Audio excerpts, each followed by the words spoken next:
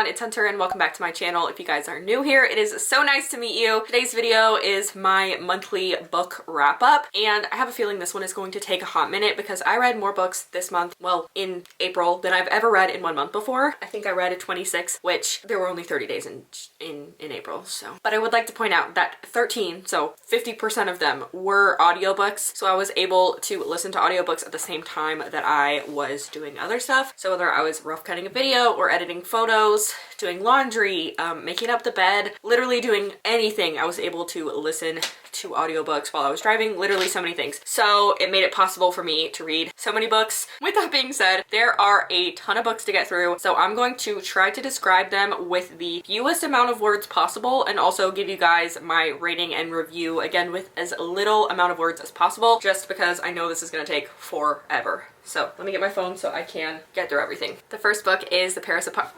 Let me move over so I can put it on the screen. The first book is The Paris Apartment by Lucy Foley. This came out in February, and I gave this 4 stars because I found some parts to be really confusing.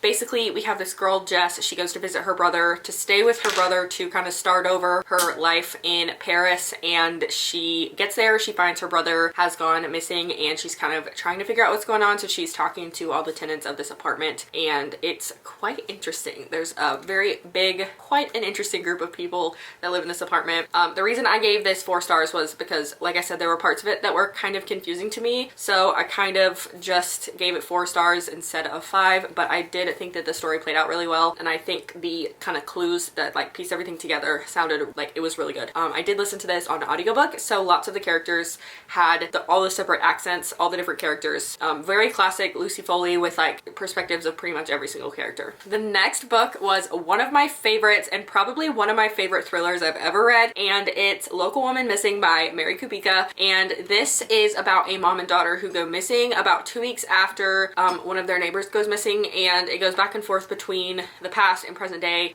trying to figure out what happened in the past, kind of leading up to them going missing, and then the present, the daughter comes back and they're trying to piece together what happened. 5 stars. I thought it was so good. The way the story was told was just so clever. Like, I don't even know if I have all the words to describe it. I just thought it was incredibly clever and super well told. There are really no other words for me to use to describe it. The next book I read was actually like a short story novella type thing. It's Cleaning the Gold by Karen Slaughter and Lee Child. I gave this one, what did I rate this? I rated this one 4 stars because I really love the Will Trent series and by Karen Slaughter, and this book is a character from her book Will Trent and the life of Jack Reacher, who is a series by Lee Child.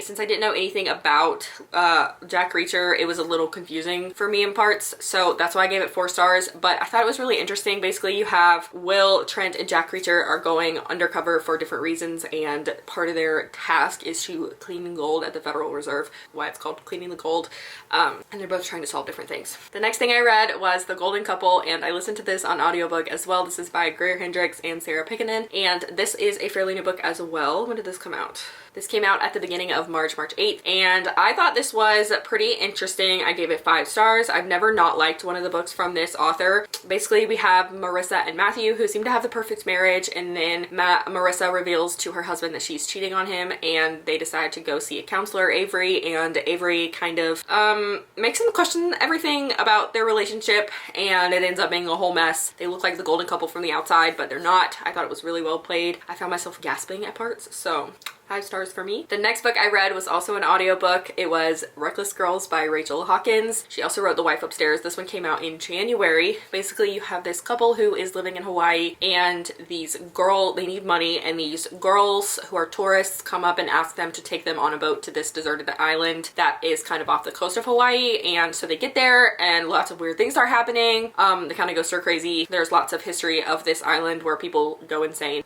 So I thought that was really interesting. I thought it was very different from anything else I've ever read, so I really enjoyed that aspect. It was very like a deserted island. That's so cool. So I thought it was really good. The next book I read was an advanced reader's copy that I read on my Kindle. It comes out on May 3rd, so at the time of me uploading this video, it will be out, but it is called The Wedding Season by Katie Birchall, and I thought this one was super cute. Basically, you have your main character. She gets dumped the day before her wedding, and her wedding was supposed to kick off the entire wedding season. She was supposed to go to like 8 weddings, including her own. own. So she still has 7 more weddings in the wedding season leading up to the very last one. And so in order to keep her mind off of her ex, her friends kind of create a list of challenges that she has to complete at each wedding. So 1 challenge per wedding. And I think it's really fun. It was really fun. I really enjoyed this. 5 stars. You could really see where the character got out of her comfort zone and she kind of began to learn how to be on her own after she'd been in the long-term relationship. And she also got to meet a new guy, and I just thought that it was really, really fun. So 5 stars for me on that one. Next was The Wedding Game by Megan Quinn. This was the first of many Megan Quinn books I read. This one came out last year, but The Wedding Game, you have this girl who is a DIY YouTuber essentially, who her brother is getting married and he wants to move into a new nice apartment, but he can't afford that and a wedding. So she basically signs him up for this TV show called The Wedding Game, and on the show she meets the brother of one of the other contestants and they kind of form an attraction to each other, and it's super cute. I think all of Megan Quinn's books are super cute, so I really give them all 5 stars just because of how cute they are. The next book is A Curve in the Road by Julianne McLean, and this one was a little bit shorter than other books that I've read. For some reason it didn't take me that long. I did listen to this one, but I listened to it on Audible through Kindle Unlimited. You have this woman who her life is kind of upended when she gets in a car accident, and it kind of changes everything about her life. So I gave it 4 stars because I don't know, I felt like there could have been a little bit more character development, but for the most part I thought it was really good. You really do see every single aspect in which this woman's life has changed, and she learns a lot about her past and like all just these different things about her husband and her son and her dog and literally so many different things. So I thought it was really good and I thought it was really well told, but for some reason there was just something missing that kept me from giving it 5 stars. Next was another advanced reader's copy, and this one was absolutely the most mind-boggling book I have ever read. It is The House Across the Lake by Riley Sager. It comes out on June 21st, so you guys have to keep your eye out for this if you like thrillers. This one was absolutely something I was not expecting. I'm gonna read my review of it. Basically, when I do advanced readers copies, I have to leave a review on the website, so I also put it on Goodreads whenever I do that. But basically you have this woman who is watching her neighbors across the lake, and they have like this big massive window so she can pretty much see everything that's going on, and things aren't as they seem, although they seem perfect. She saves the wife from drowning, and there's just a lot going on. But here's my review. It says, I'm genuinely shook by this entire book. First off, I cannot say enough to emphasize that this book is not what I was expecting at all. The first half of this book is basically just establishing setting and introducing us to characters, but still fast moving. However, the second half is a wild ride. I found myself audibly gasping at so many parts because I was thinking one thing and then you find out that it's not at all what you thought. It felt like whiplash in the best way. It's hard not to give away spoilers, so I'll finish with this. If you're a fan of thrillers, this will be like nothing you've ever read and truly keep you guessing until the very end. So genuinely just like so good, super, it was crazy. It was insane. The next book I read is another Megan Quinn. It's Those Three Little Words, and this one came out on April 5th, so it came out this past month. It is the second book in a series, and I didn't realize it was part of a series, otherwise I would have read the first book first. This is basically a brother's best friend and accidental pregnancy trope all in one, and they decide they're gonna be BFFs for the sake of their kid. So it's brother's best friend, unintentional pregnancy, and forced proximity. There you go. That tells you all you need to know. I gave it 5 stars. I thought it was really cute, and it really, what's the word I'm looking for? It really challenged my thinking of unexpected pregnancy trope, because I didn't think I liked it, but I actually really enjoyed it here. So I thought the main character was really funny. The next thing I read is 6 Months Later by Natalie D. Richards, and this is a YA thriller. You have this girl, she is kind of a rebel child. She's kind of getting in trouble. Her grades aren't great. She goes to study hall. She falls asleep, wakes up 6 months later. She's a star student, has the boyfriend of her dreams, and all this other stuff. And she has no idea what happened in the last 6 months. No idea how she got there. No idea how anything happened. So she basically spends the book trying to figure out what happened, how she got to that point, and then just piece together all the things that happened in the last 6 months. And I have read other books by this author before, and they were always more 3-4 stars for me, but this one actually got 5 stars for me. I really enjoyed it. I thought the pieces together were just really clever, and I liked the whole idea of her waking up 6 months later and trying to figure out what happened in the past, and not just how it happened, but like filling in all the pieces.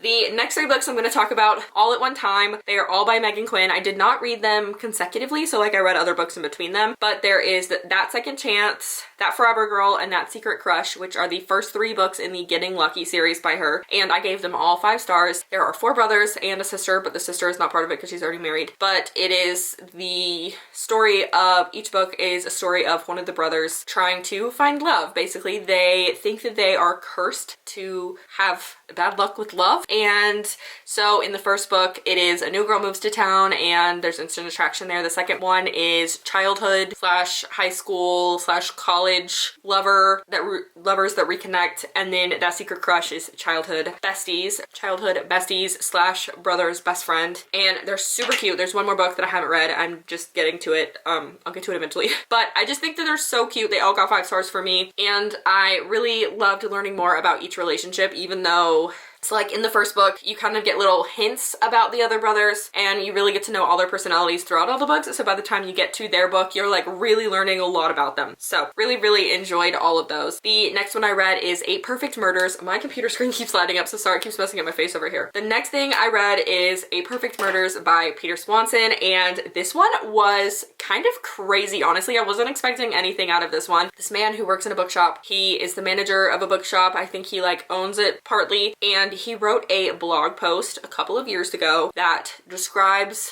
8 perfect murders that take place in literature in different books. And then a detective comes to him and says, someone is going through your list and like accomplishing these 8 perfect murders. He's gonna get away with them, so we have to figure out who it is. We have to take clues from those books to figure out who he's gonna kill next. So I think it's super interesting. I gave it 5 stars just because I think that the whole concept of taking different book things and applying them to another book is really cool. They're all older mystery books as well, so I think that's really cool. It takes place in Boston, and this guy is able to piece everything together so well. Like literally, it was so clever.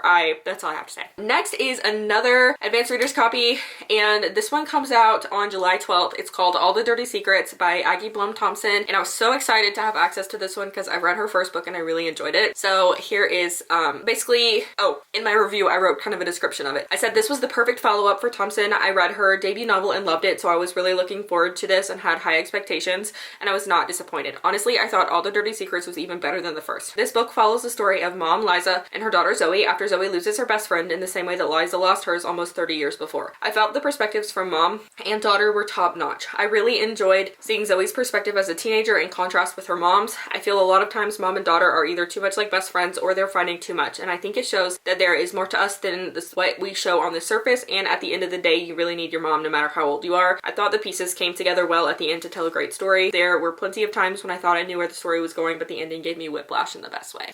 So that was good. Next is one that came out in February. It's called Unmissing by Minka Kent, and I absolutely love her. I've read every single one of her books, and Unmissing is about this woman who she was kidnapped essentially for 10 years. She was kidnapped for 10 years and she shows up on her husband's doorstep, and he has a whole new family, and the wife decides to kind of take her in, be kind to her, show her kind of what's going on, just kind of like show her the ropes with a new life, buys her new clothes, takes her in, and is just super nice to her to help her reacclimate to life out of captivity. And literally this book was insane. I gave it 5 stars. Literally, if you are into psychological thrillers and unreliable narrators, this is insane. Like, this literally was so good. I was absolutely not expecting it to go the direction that it went. I knew something was coming, but Minka Kent never fails to leave me absolutely shook at the end of a book. 5 stars for me.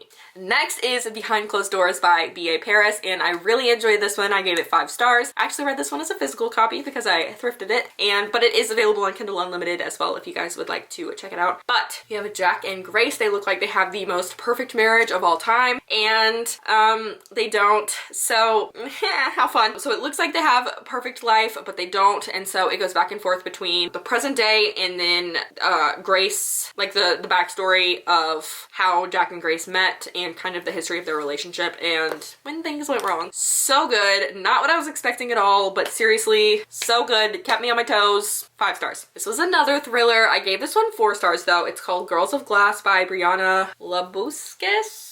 I don't know how to pronounce it, I'm sorry. But I gave this one 4 stars. You have this girl who, she goes missing and then she winds up dead on the beach. She's like 6, I think. And the mom, of course, is the prime suspect. The story is told from the perspective of the little girl's cousin, her mom, and the detective that has been assigned to the case. The detective lost her daughter in a similar way years ago, and so people are worried that she is not going to be a very reliable and unbiased detective. narrative, but it's literally so good. Like, I was not expecting it. There were parts that were confusing to me, which is why I gave it 4 stars. But overall, I found it to be super, I was shook pretty much. Like, the very ending was like what redeemed it for me. It was so, the ending was perfect. We're almost there, I promise. I've only been filming for 20 minutes, it's fine. Next is There's Someone Inside Your House by Stephanie Perkins, and this one is actually supposed to be a movie on Netflix. I was gonna watch it, but I watched the trailer and it was very different from the book, so if you've seen the movie, I think the book is still worth it. It is YA. I thought it was just supposed to be like thriller, but in my opinion, this is more like slasher horror. I'm surprised I liked it because I'm not into horror stuff, and I don't think I'd actually like the movie. Like, this is a movie. But anyway, you have this girl,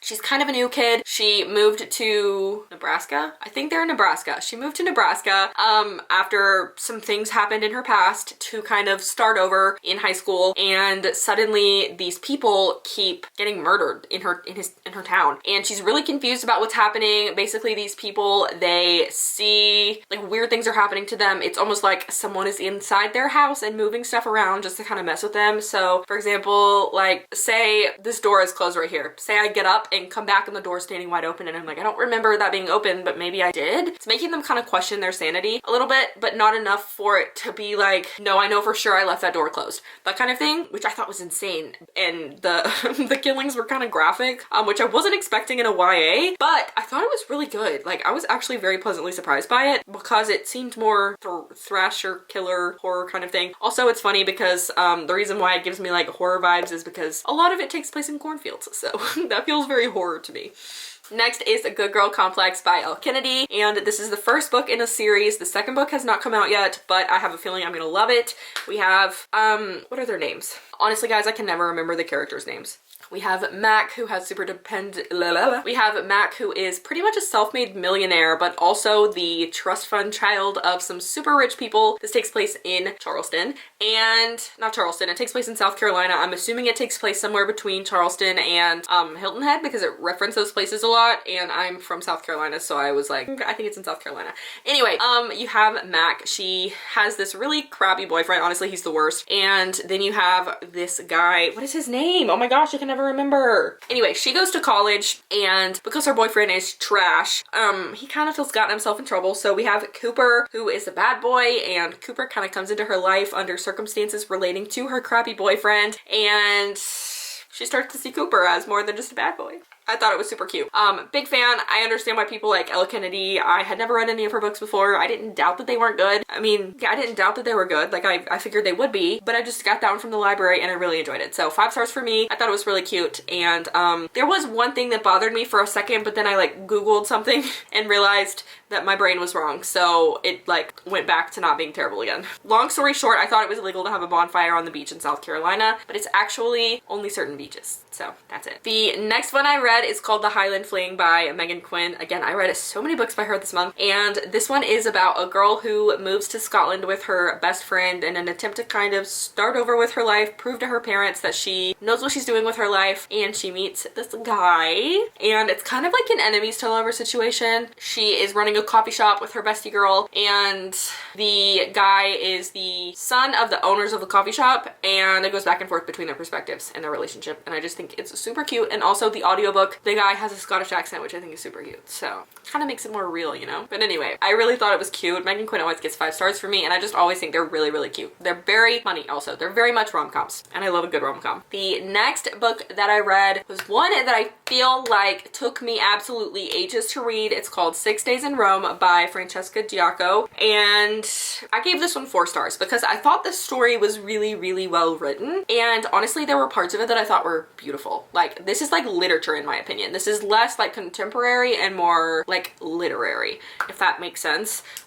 But the chapters were just so freaking long. It's called 6 Days in Rome. There are 6 chapters. There are literally 6 chapters. How many pages are there? I don't know how many pages there are, but the chapters are just so long that I had to give it 4 stars. And because the chapters were so long, it made it feel like it was dragging, if that makes sense. But I thought the story was really nice. Basically, you have this girl, she gets dumped by her boyfriend, who she finds out actually is married, and they had planned on going this trip to Rome together, and she decides she's not gonna let the end of their relationship ruin this trip for her. So she goes by herself, follows some of the recommendations, and she's kind of having flashbacks to different parts of her life when she was a child, and her relationship with her mom and her dad and her brother, and college and careers that she's had in the past, and just all this fun stuff. I thought it was really, really well written, but like I said, the chapters were just so long, so I had to take off and start from that. But overall, I thought it was a really good book. Oh, that was also an advanced reader's copy. It comes out Tuesday, May 3rd, which by the time this video is live, it'll already be available for reading. 2 more, and then we're done. Next is Before This Is Over by Amanda Hickey, and I gave this one 3 stars because I just kept waiting for something to happen, and honestly, I felt like it dragged. Like, literally, I feel like it took forever for me to read this book, but it wasn't bad enough for me to stop reading it, if that makes sense.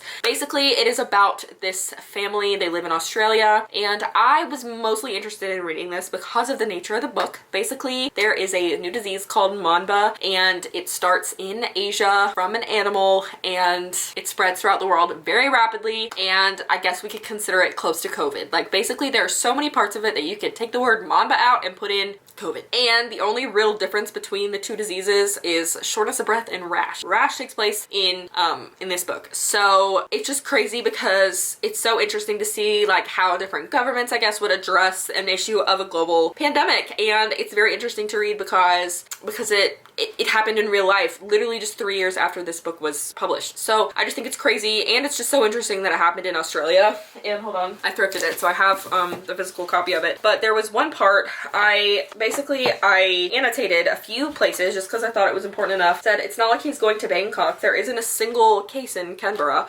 which is a place in Australia. And it sounds familiar, like us saying, oh, well, it's not like we're gonna get it. It's all the way in China, you know? And then it says on the internet, it said that she should keep a meter between herself and anyone else. And it's just interesting to see like social distancing. Let's see. Apparently being turned away is good. It means you're not going to die yet. There's no room in hospitals for anyone who isn't dying. And then there was a spot where they were talking about compassion. What if we run low on water, etc., etc. Then there's a part where they're talking about shelters and safety zones and how many people are dying certain days. Then there's one spot where there's a kid who comes out and he's like, there's no toilet paper. And she's like, what do you mean there's no toilet paper? And all the stores are closed.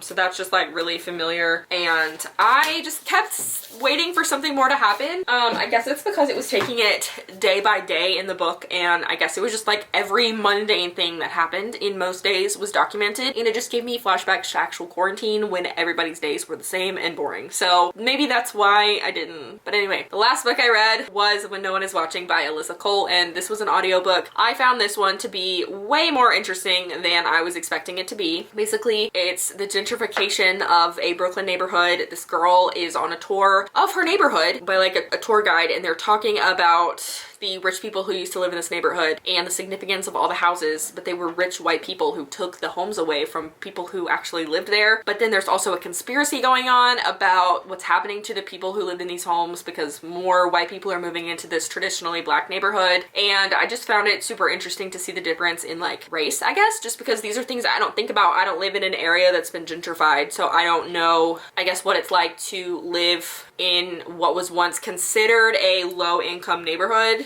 and like pricing people out. Like, I don't live in an area like that, so it was just really eye-opening to me, especially to see something like in Brooklyn. I don't know, I just thought it was crazy, and I thought it was so good. Like, the whole story, again, audibly gasping. So that, 5 stars. That was the last book I read. I've been talking for so long, my throat hurts. I will try to do better with my reviews next time. I'll try to make them more concise. But anyway, I've been talking for long enough. That's all I have for today's video, so I hope you guys enjoyed it. Let me know what you guys read in April, and I will see you guys in my next video. Bye!